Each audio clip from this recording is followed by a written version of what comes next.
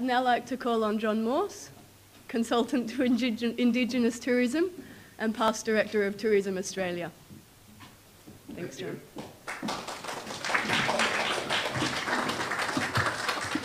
Hello, everybody. What a great group of people. Thank you all so much for coming.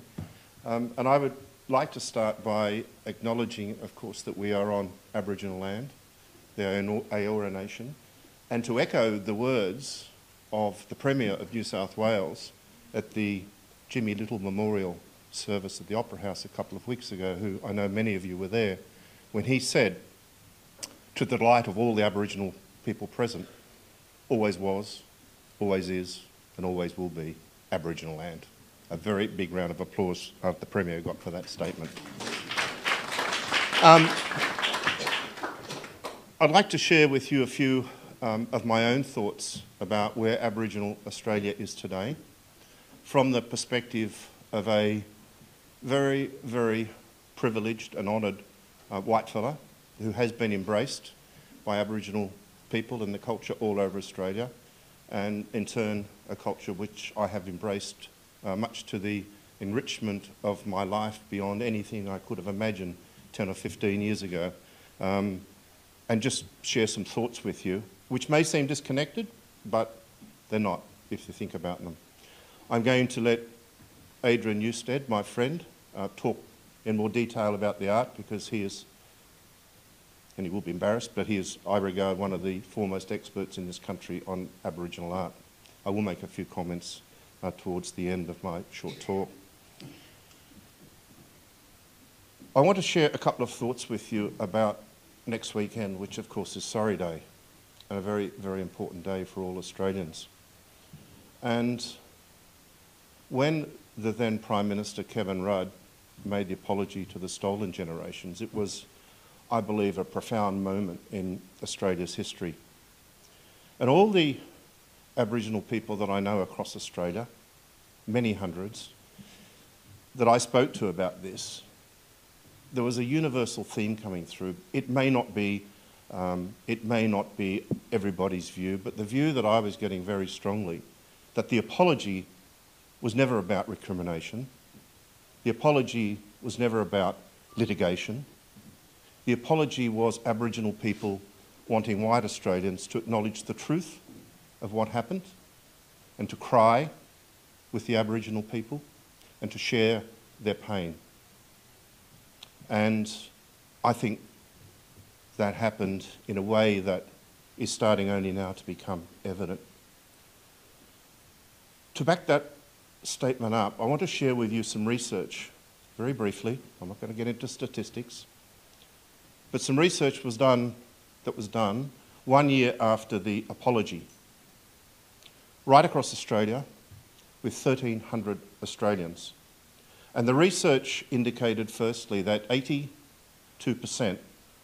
of Australians admitted to knowing very, very little about Aboriginal culture.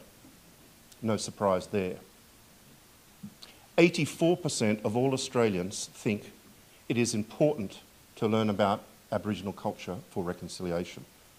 What an extraordinary figure, 84%. But the figure that sent me to tears was the fact that 92% of all Australians think it is very important for their children to learn about Aboriginal culture. And I think that's an amazing figure and signifies that, as Bob Dylan said, the times they are a-changing. However, in my view and the view of the Aboriginal people that I work with across this beautiful country, they're not changing quickly enough. And I still think we have two worlds in this country. We have the Aboriginal world and the non-Aboriginal world. And to give you an example of that, and pardon me if I become a little emotional, but 2 weeks ago, a beautiful, beautiful woman who I regard, and many other people here and overseas regard, as one of the finest artists in this country, passed away in Yirrkala in northeast Arnhem Land. She was a healer, she was a great artist, she was a leader, and a profoundly important woman. This week there is mourning right through Arnhem Land. And yet, did you see any stories about this in the press? Was it announced to the people of Australia? And how many people actually know about this? And I find that quite sad. And I won't say any more about that. There are two worlds, and sometimes these worlds collide rather than connect. And my work with Aboriginal people and the work they've asked me to do in developing cultural tourism across Australia, they see as profoundly important, and I see as profoundly important, because tourism is one way in which they can share their culture. And I find universally the generosity of spirit of Aboriginal people in wanting to share their culture with Australians is powerful, and it's quite extraordinary. I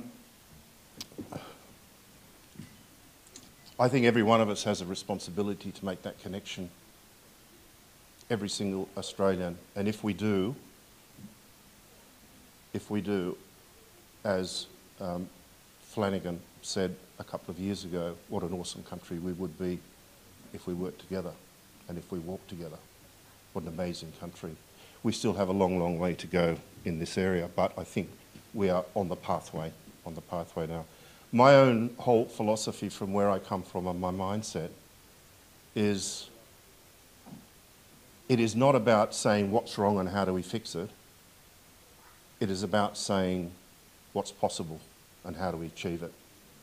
And that's a mindset that I'm trying to install with some degree of challenge to the federal government and to leaders around this country to change the mindset from almost the negative to what is possible. The painting behind me, in front of all of you, judgment by his peers, is a painting that I've known for a long time, and it's probably mine and many of yours favourite works by this extraordinary man, by Gordon.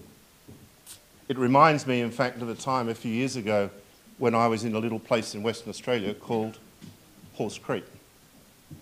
And I was a very, very small minority in a town of Aboriginal people.